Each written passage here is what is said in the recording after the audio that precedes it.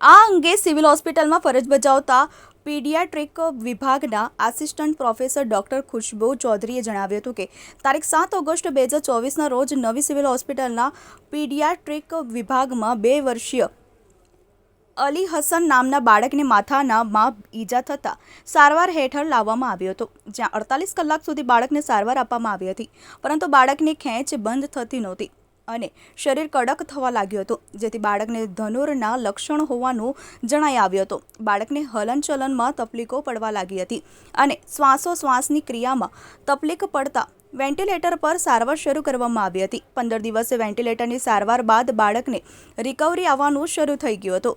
ત્યારબાદ તેને જનરલ વોર્ડમાં સારવાર આપવામાં આવી હતી. 2 વર્ષીય બાળકને 35 દિવસ સુધી આ ધનુરના કારણે સારવાર અપાઈ હતી. એને ત્યારબાદ બાળક સંપૂર્ણ સ્વસ્થ થયું હતું.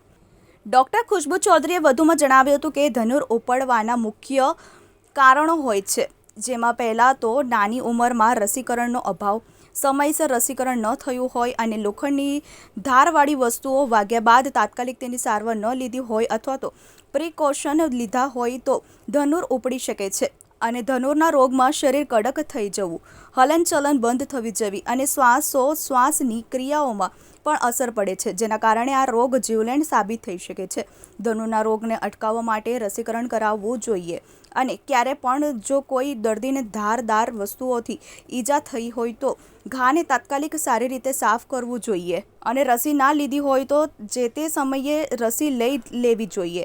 આ ઉપરાંત ગંભીર ઈજા હોય તો તેમને પ્રાઇમરી ટ્રીટમેન્ટ તાત્કાલિક આપવી જોઈએ, જેથી કરી દર્દીનો જીવ બચી શકે. 2 વર્ષીય બાળક 35 દિવસની સારવાર બાદ સ્વસ્થ થતાં પરિવારજનોએ नवी सिविल हॉस्पिटल डॉक्टरों आभार मान्यो હતો.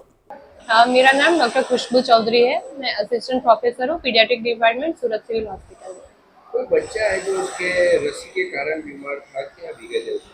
हाँ, एक 2 साल का बच्चा अली हसन आया था, जिसको सर पे चोट लगने की वजह से खींच का प्रमाण आ गया था, वो सर्जरी में एडमिट हुआ था।